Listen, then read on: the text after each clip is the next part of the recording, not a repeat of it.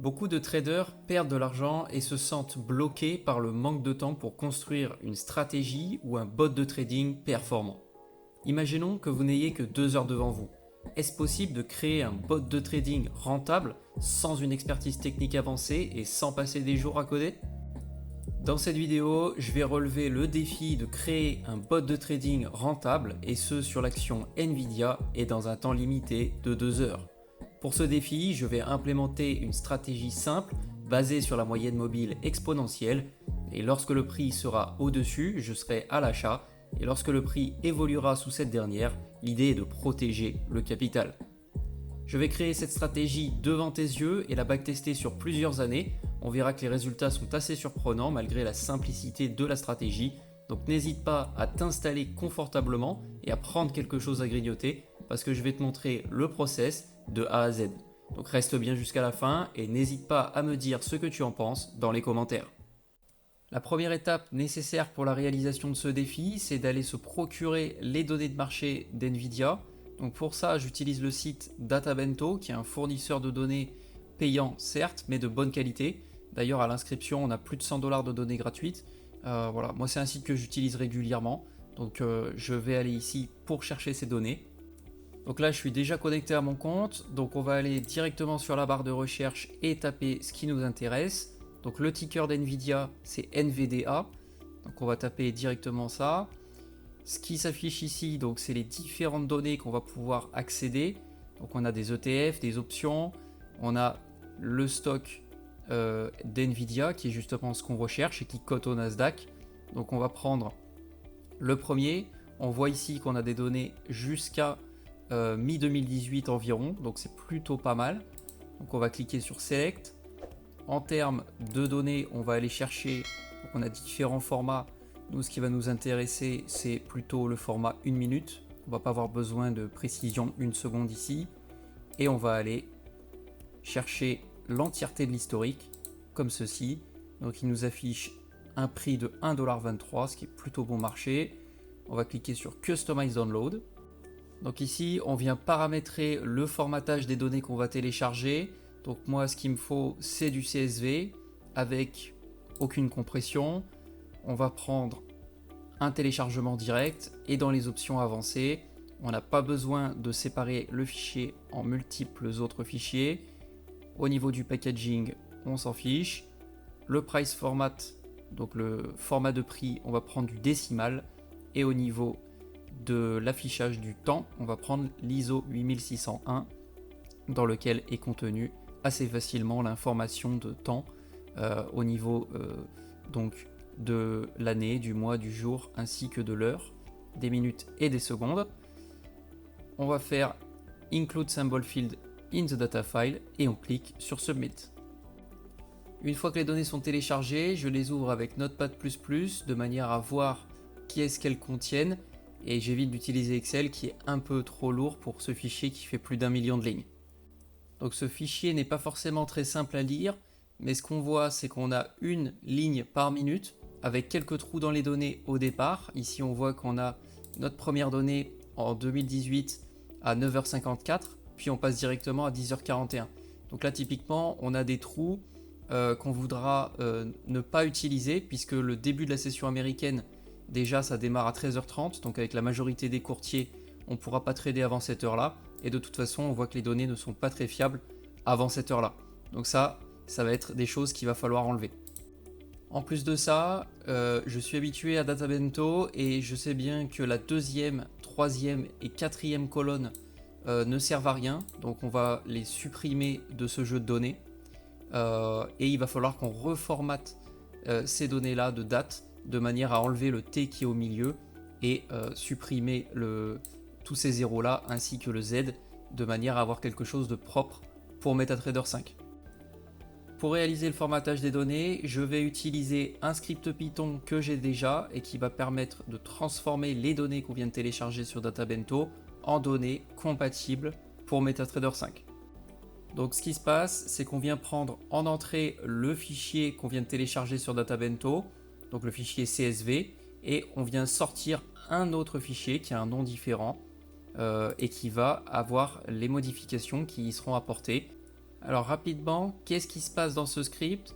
Donc on vient d'abord ouvrir le fichier d'entrée à l'aide de la commande csv.reader. On vient ouvrir ensuite un fichier pour la sortie en mode écriture, donc avec csv.writer. On vient gérer la première ligne, c'est-à-dire le header, là où on a le titre des différentes colonnes. Et on vient notamment remplacer le nom de la première colonne par date, puisque ça n'avait pas un nom très explicite. On vient supprimer les deuxième, troisième et quatrième colonnes du header, puis on vient l'écrire dans le fichier de sortie. Une fois que c'est fait, on vient lire et traiter les données qui sont après. Donc là, on vient lire chaque ligne et on vient transformer la date au format souhaité pour une compatibilité avec MetaTrader 5. On vient supprimer les données qu'il y a sur la deuxième, troisième et quatrième colonne et on vient écrire le total dans le fichier. Une fois que le script a tourné, donc ça dure une trentaine de secondes, on a ce résultat. Donc on voit qu'on a bien notre date, puis les données open, high, low et close volume des bougies, ainsi que le symbole sur lequel on trade, qui est ici Nvidia. On a toutes nos données qui s'affichent proprement, avec la date à un format qui est clair, avec l'année, le mois, le jour, un espace, puis les heures, minutes et secondes. Ce qu'on peut remarquer en analysant ce fichier, c'est que on a des trous dans les données, comme dit précédemment, jusqu'au début de la session américaine, qui ici démarre à 13h30, donc 2 heures plus tôt qu'en France.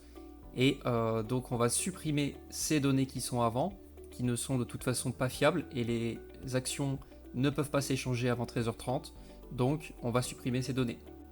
Il en va de même pour toutes les données qu'il y a après la fin de session de trading américaine, qui est à partir de 22h en France, et à partir de 20h sur ce fichier, puisqu'elle démarre à 13h30 ici. Et en plus, on a un changement d'heure, c'est-à-dire que la session de trading américaine démarre à 13h30 sur ce fichier en été, et à 14h30 en hiver. Donc on va gérer ça aussi au niveau de ces données pour les besoins de ce défi.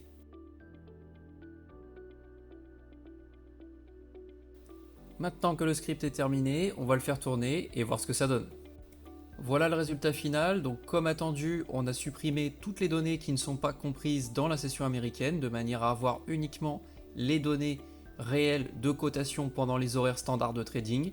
Maintenant, on va pouvoir les importer sous la plateforme MetaTrader 5. Donc j'ai ouvert la plateforme MT5 et j'ai importé les données de marché d'Nvidia à l'aide du bouton jaune qu'on a au-dessus, qui s'appelle montrer la liste des symboles. Et maintenant, on va ouvrir l'éditeur de texte à l'aide du bouton IDE et créer un nouveau projet. Donc pour créer un nouveau projet, on clique sur nouveau en haut à gauche, puis sur suivant, et enfin, il faut lui donner un nom. Donc ça va être NVDA Golden Cross Défi. On clique sur suivant, puis suivant, et enfin terminé. On peut agrandir la fenêtre. Au démarrage d'un nouveau projet, on a un code de départ. Moi, je vais supprimer les premières lignes et commencer à écrire ce dont on a besoin. Avant de commencer à coder, il faut déterminer la stratégie qu'on va utiliser. Donc là, pour les besoins de ce défi qui est en temps limité, je vais utiliser une approche simple. Donc peut-être que vous connaissez la stratégie Golden Cross où on utilise une moyenne mobile et en fait on vient acheter quand le prix est au-dessus et revendre quand il est en dessous. Donc on va implémenter cette stratégie avec une gestion de risque adaptée et voir ce que ça nous donne. On va demander à l'utilisateur différentes informations. Donc on va mettre un commentaire information utilisateur et on va lui demander, donc via input, on va lui demander le risque qu'il veut sur son portefeuille. Donc on va l'appeler risk percent. On va mettre une valeur de 2% par défaut. Donc on va pouvoir noter que c'est le risque par trade en pourcentage du capital. Ensuite, on va lui demander, donc on va utiliser une moyenne mobile et en l'occurrence une moyenne mobile exponentielle. Donc on va l'appeler EMA. Donc ça va être la période de calcul de la moyenne mobile exponentielle. On va mettre par défaut une valeur de 20, donc période de l'EMA. Ensuite, pour la gestion du risque, on va utiliser l'indicateur ATR, comme dans beaucoup de stratégies. Donc pareil, il lui faut une période de calcul. Donc on va mettre par défaut une valeur de 14. On va pouvoir noter période de l'ATR. Et enfin, on va lui demander pour le moment un multiplicateur de l'ATR, de manière à pouvoir faire varier l'espacement du stop loss. Donc on va l'appeler multiplier. On va mettre une valeur par défaut de 2. Et donc il va s'agir du multiplicateur pour le stop loss basé sur l'ATR.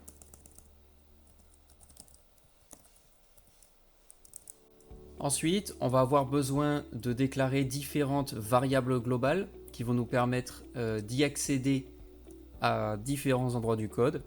Donc on va créer une section variable globale et on va avoir besoin notamment de retenir par exemple, on verra si on utilise tout, mais la balance du compte, donc c'est le solde du compte.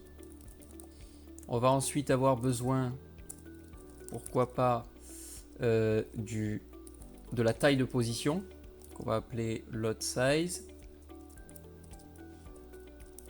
Taille de position. On va avoir besoin du stop loss qu'on va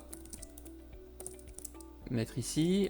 On va avoir besoin de l'entrée, donc le prix d'entrée en position. Et enfin, on va mettre les indicateurs dont on a besoin. Donc là, on va utiliser les indicateurs EMA et ATR. Et donc, il faut déclarer des variables associées ici. Donc là, ça va être, c'est pas valeur de l'ATR, ça va être indicateur EMA. Et ici, indicateur ATR.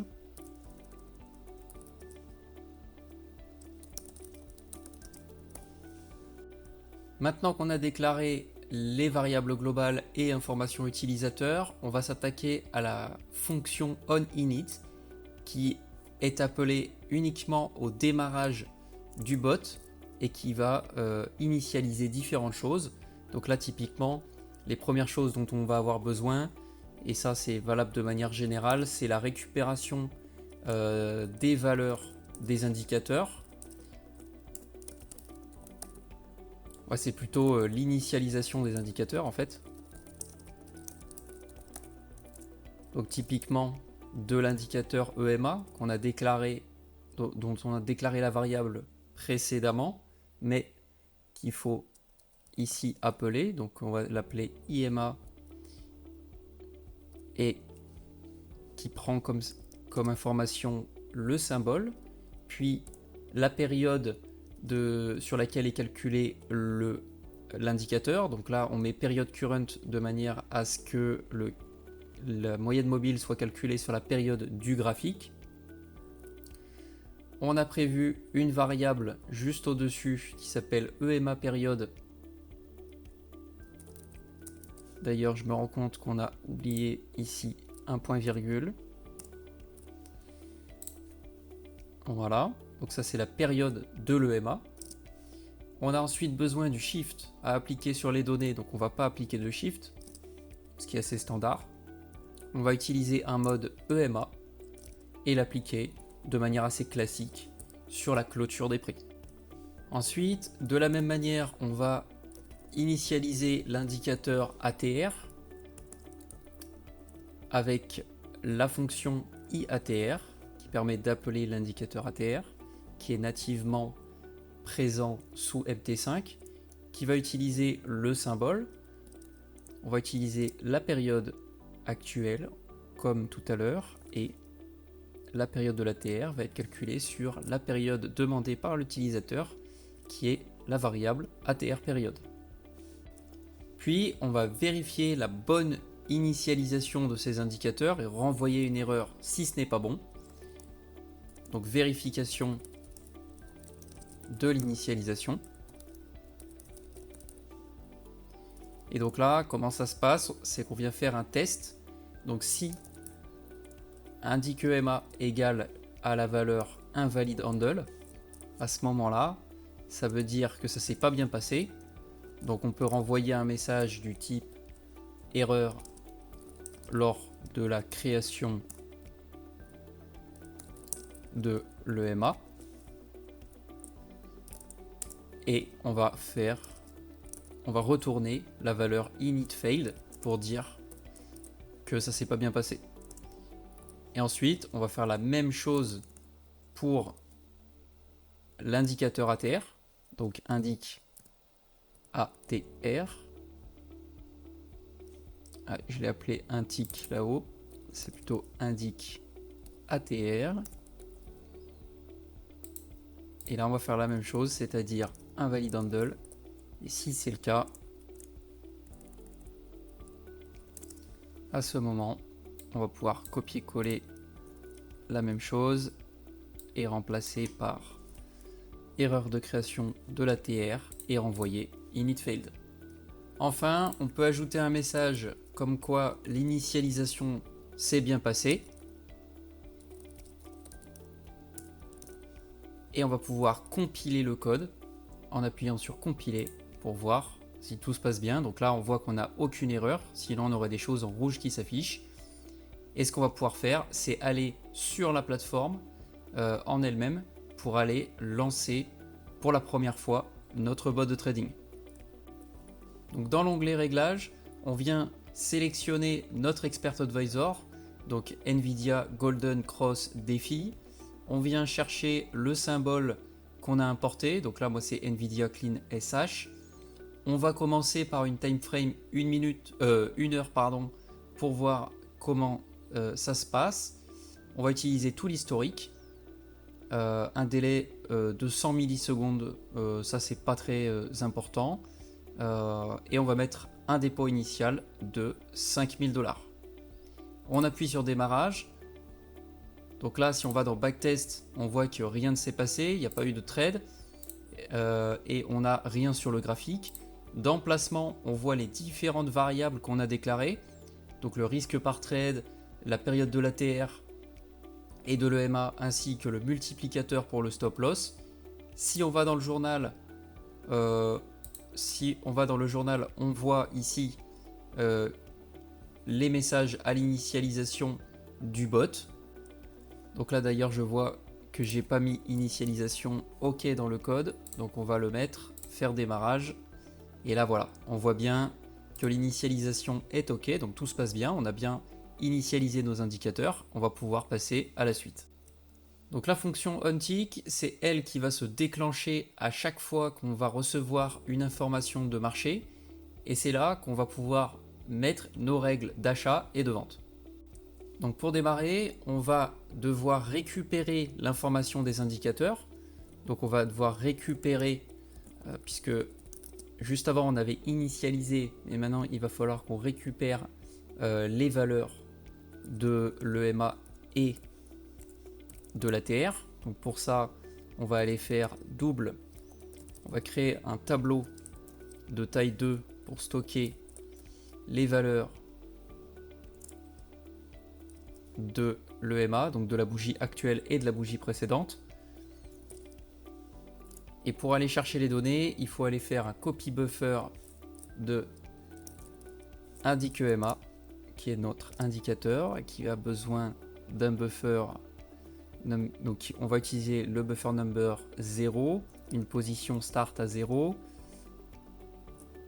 On va prendre deux valeurs, donc celle de la bougie actuelle et de la précédente, puisqu'on va toujours calculer sur la bougie précédente, puisque la bougie actuelle, on va uniquement avoir l'information du prix d'entrée de la bougie, puisqu'on n'a absolument pas accès aux données futures, et c'est évidemment ce qu'on n'a pas envie, hein, mais de toute façon on n'y a pas le droit, ce qui sécurise le process. Donc là, ce qu'on fait, c'est qu'on vient initialiser l'EMA, enfin on vient récupérer la valeur de l'EMA tout en testant si on est bon ou pas, si ça marche ou pas. Si c'est pas le cas, on fait un return pour arrêter l'exécution. Et on va faire la même chose pour l'ATR. Donc on va créer un tableau qui va s'appeler tableau ATR de taille 2. Et on va encore une fois faire un copy buffer. Sauf que cette fois, ça va être l'indic ATR 002. On va lui donner le tableau ATR qu'il faut remplir avec les valeurs de l'indicateur. Et on va renvoyer return si ça se passe pas bien. Ensuite, on va essayer de passer des ordres. Donc pour ça, on va déclarer le signal d'achat. Donc on a dit que le signal d'achat, c'est quand le prix est au-dessus de la moyenne mobile. Donc là, d'abord, ce qu'il faut faire, c'est classiquement vérifier s'il y a déjà une position d'ouverte. Avec ce qu'on a codé, ça risque pas pour l'instant. Mais s'il y a déjà une position ouverte, donc pour ça, on fait un if position totale, donc c'est le nombre de positions. On va le mettre. Alors il y a un S, voilà, position totale égale 0. Donc s'il n'y a pas de position ouverte, à ce moment-là, on va pouvoir passer à la suite, c'est-à-dire tester si le prix est au-dessus du tableau, enfin au-dessus de l'EMA. Donc pour ça, il faut qu'on récupère d'abord le prix actuel. Donc pour ça, il va falloir aller le demander. Donc pour ça, on demande un double. Donc on va récupérer le prix bid et ask, qui sont le prix d'achat et de vente. Donc puisqu'il n'y a pas qu'un seul prix sur un marché, il y a toujours un prix d'achat et un prix de vente qui sont différents. Et le prix bid, c'est le prix auquel on va acheter pour un long. Donc pour récupérer ça, on fait un symbole info double et on va lui mettre le symbole et on va lui demander le symbole bid. Et ensuite, on va chercher le prix ask de la même manière. Donc symbole info double, symbole ask. Voilà. Ce qui va faire qu'on va pouvoir aller le chercher ici. Donc si price ask, donc là bon, on pourrait le faire des deux manières, mais on peut demander que le prix ask soit supérieur à la moyenne mobile. Donc là c'est tableau EMA et on va accéder à la valeur 0 qui est la valeur de la bougie précédente, de manière à avoir un signal sur la bougie qui a déjà clôturé et où on a déjà toutes les informations. Donc sous cette condition, on va vouloir acheter, mais avant d'acheter, il va falloir qu'on définisse typiquement notre stop loss. Donc notre stop loss, pour le déterminer, ça va être de la manière suivante, c'est qu'on va prendre le prix auquel on va retrancher l'ATR fois le multiplier.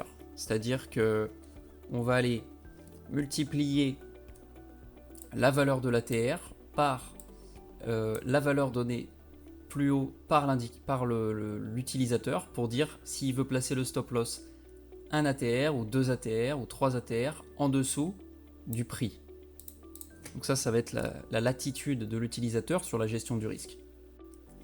Et avant de pouvoir passer le trade, on va avoir besoin de calculer la taille de position. Donc on va l'appeler lot size comme on l'avait déjà défini. Et là, le mieux, ça va être de créer une fonction dédiée, puisque ça risque de prendre quelques lignes. Donc calculate lot size, on va l'appeler.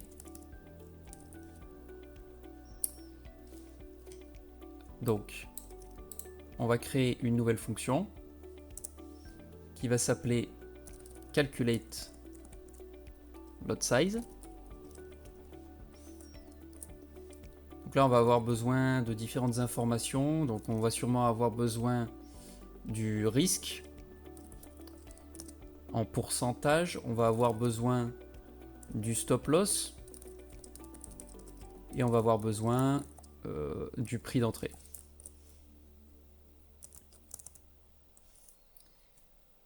Donc là, on va pouvoir le définir dans l'appel. Donc le risque en pourcentage, ça va être risk percent, qu'on a déjà défini plus haut comme variable utilisateur. On a le stop loss, qu'on a défini juste à la ligne juste avant. Et on va avoir le prix ask pour le prix d'entrée, qu'on va définir ici. Donc pour calculer la taille de position, il faut toujours bien se poser la question et y aller étape par étape.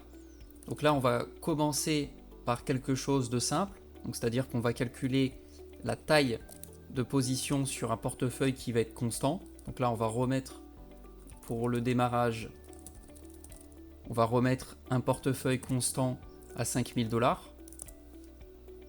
Et on va venir calculer le risque associé à la position. Enfin, le risque voulu. Donc là, ça va être le risque pourcentage divisé par 100. Pourquoi ? Parce que là, on reçoit risque pourcentage, enfin risque PCT, qui est de la valeur risk percent, qui est en rouge, ce qui signifie qu'elle est donnée par l'utilisateur. Et ce qu'on a mis là-haut, c'est que typiquement une valeur de 2, ça va être un risque de 2%. Donc là, on va diviser la valeur par 100 pour avoir la fraction de portefeuille qu'il va falloir risquer. Ensuite, on va calculer le pourcentage de variation que va engendrer la position. Donc là, on va l'appeler PCT var position. Donc c'est-à-dire combien de pourcentage de variation va-t-il y avoir si on vient toucher le stop loss.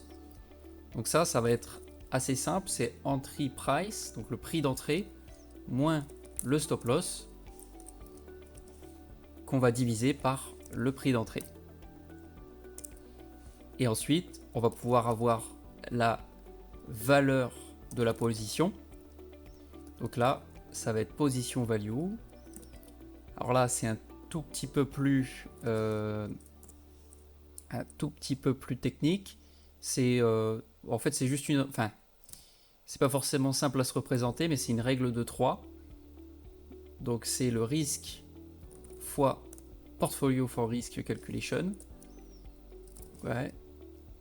et divisé par PCT var position. Donc là, voilà. Donc ça, je l'ai déjà écrit plusieurs fois, ce type de truc.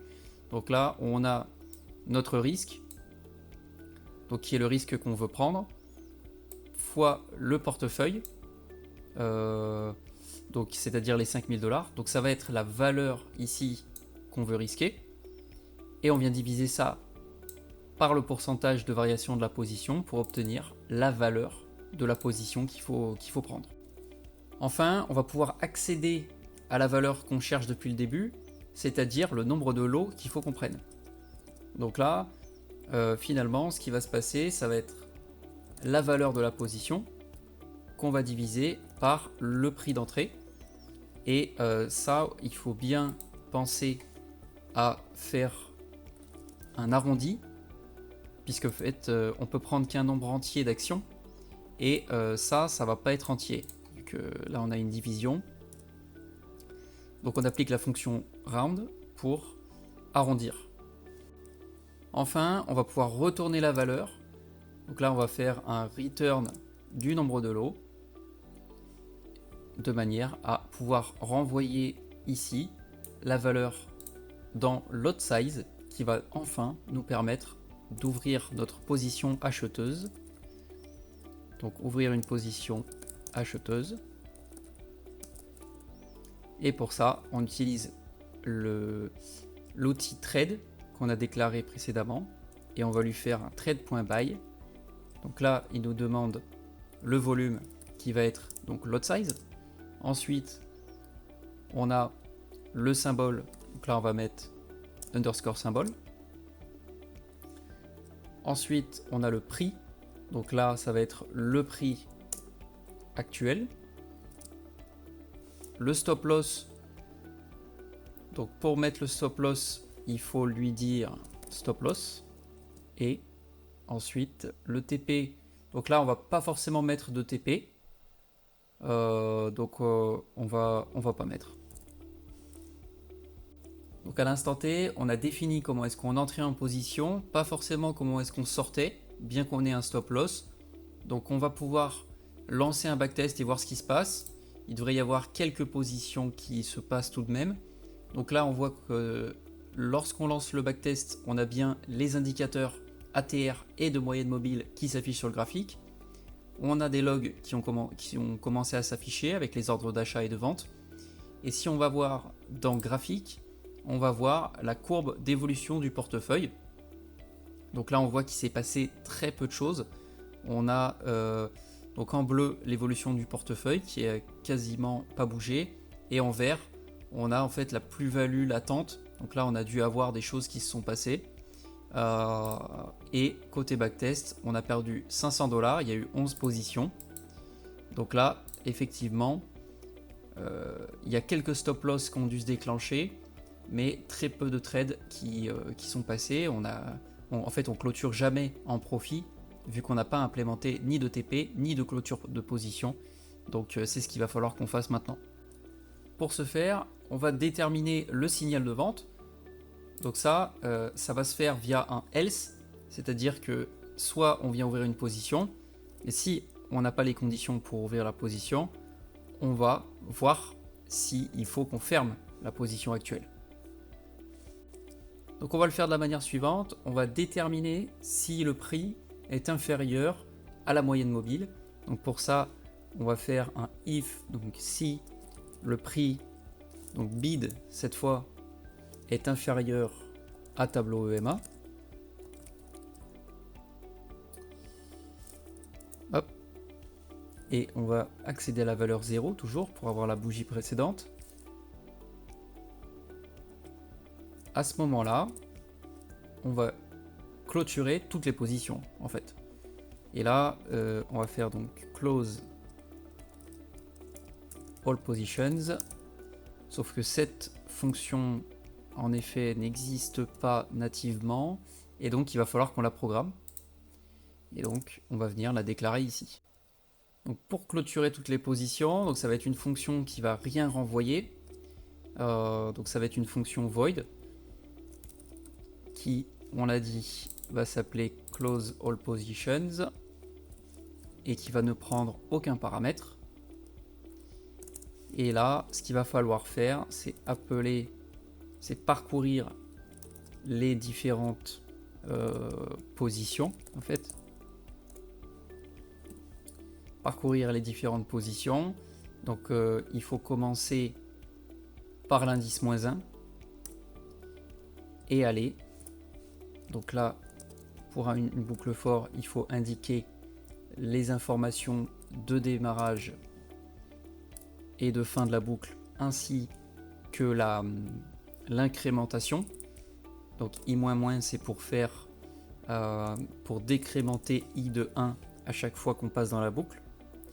Et à chaque fois, ce qui va se passer, c'est qu'on va aller chercher le ticket des ordres à des positions, donc position get ticket, et on va lui mettre i, donc justement pour aller chercher chacun des tickets. Et ce qu'on va faire, c'est que donc là, toujours pour vérifier, pour faire des tests d'intégrité des choses qu'on fait, on vient tester si le handle il est valide, et on vient clôturer la position. Donc ça va le faire avec un trade, position close, voilà. Et on va lui donner le ticket. Donc c'est-à-dire qu'on vient récupérer l'item ticket de la position, on vient tester si il est bon et on demande la clôture de la position. Donc en lançant un backtest tel quel, on voit qu'on a des choses qui se passent. Donc là, on a un petit peu plus de trades, en l'occurrence 540. Donc il y a de la vie, mais il y a quelque chose qu'il faut remarquer ici, c'est que les stop loss se sont parfois enclenchés durant des gaps. Donc ici, on a le passage d'une journée à une autre et le prix a ouvert plus bas que là où le stop s'est déclenché. Donc là, typiquement, on a une surévaluation de la performance et il faut régler ce problème. Donc là, quelque chose que je n'avais pas forcément précisé jusque-là, c'est que j'ai recalé à l'importation dans MetaTrader les données de manière à ce que la session de trading commence à 15h30 et non pas à 13h30. Donc on a un décalage de 2 heures de l'ensemble des données, donc c'est pas game changer, mais on va en prendre en compte ici pour la programmation qu'on va faire. Donc de manière à avoir une meilleure gestion du risque et des trades, on va faire en sorte que les positions se clôturent toutes avant la fin de la journée, ce qui est mieux d'un point de vue gestion du risque parce qu'au moins on va pas avoir le risque de gap et on va aussi par la même manière faire en sorte de régler ce problème de backtest qui vient surévaluer notre performance. Donc pour ça, il va falloir qu'on récupère des informations de temps. Et une des manières de le faire, ça va être via la déclaration d'une variable qu'on va appeler current time et qui va récupérer le temps actuel. Et ensuite, on va extraire de là les heures. Alors là, c'est une petite astuce. En fait, donc on va transformer en int puisqu'on a déclaré une heure en int. On vient en fait prendre le current time, qui est en fait une valeur qu'il va falloir changer de manière à obtenir des heures. Donc là, on vient faire un modulo. Donc là, c'est la petite astuce. C'est le modulo 86400 et qu'on vient rediviser par le nombre de secondes qu'on a dans une heure, qui est de 3600. Donc ça nous permet en fait d'extraire l'heure. Et pour les minutes, c'est un petit peu une astuce qui est similaire. Et cette fois-ci, le modulo, il va être 3600. Et on va faire divisé par 60 secondes. Donc maintenant qu'on a les informations de temps, on va pouvoir les utiliser pour la gestion de nos trades. Donc typiquement, ce qu'on voulait faire, c'était clôturer la position quand on a une heure qui est supérieure à... donc là, on a une clôture de session qui se fait à 22 heures. Et comme on backteste sur des bougies de 1 heure, on va clôturer 1 heure avant, donc c'est-à-dire à 21 heures. Donc on peut préciser les minutes si on veut changer de time frame par la suite. Donc on va mettre 21 heures et 0 minutes. Et ce qu'il faut bien penser aussi, c'est au niveau du passage des ordres.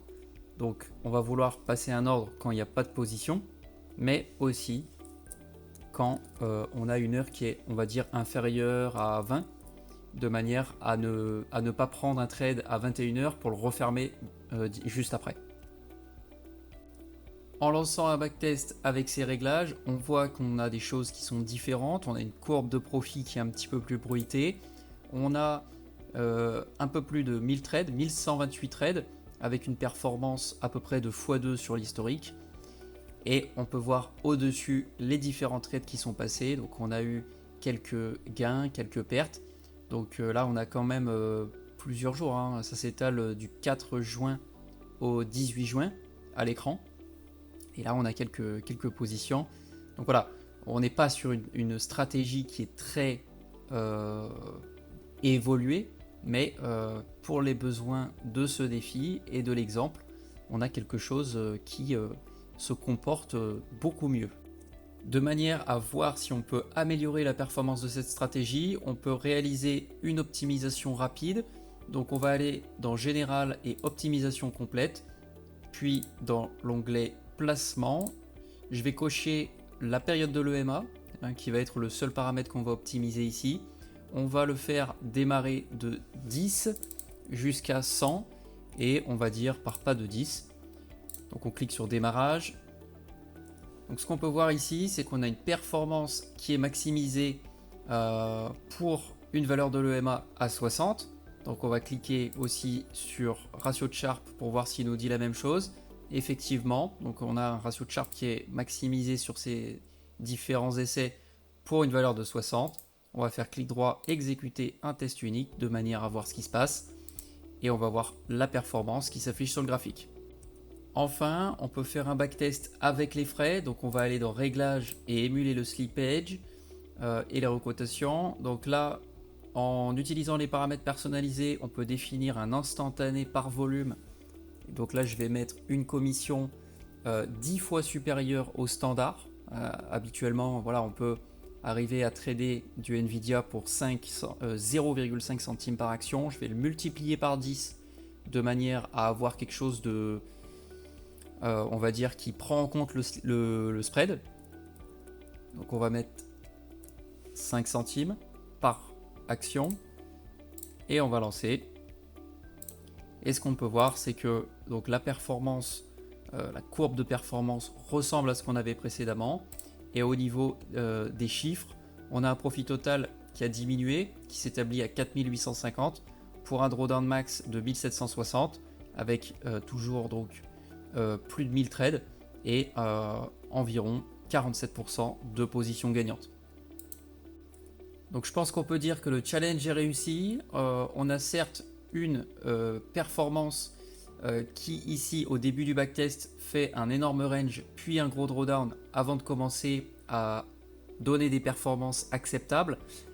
Cependant, on a réussi à implémenter cette stratégie relativement vite et les résultats ne sont pas complètement décevants, même avec les frais, donc ce qui est plutôt une bonne chose. Cependant, le travail n'est pas terminé. Ce bot de trading n'est pas utilisable tel quel sur les marchés. Pour cela, il faudrait implémenter une compatibilité du bot de trading pour la gestion des trades en temps réel, améliorer la gestion des heures de trading pour obtenir quelque chose de plus robuste et éviter les surprises, améliorer la stratégie de manière à augmenter les profits et réaliser une optimisation plus poussée, et enfin, passer sur un compte de démonstration pour vérifier le comportement du bot en temps réel et résoudre les bugs potentiellement identifiés. Pour en savoir plus sur ces différentes étapes, n'hésite pas à t'abonner et à aller voir mes autres vidéos où je détaille différents éléments du développement et de l'optimisation des bots de trading. Je présente aussi des stratégies optimisées dont les résultats sont bien meilleurs. Donc n'hésite pas à cliquer, c'était Azure Algo, ciao!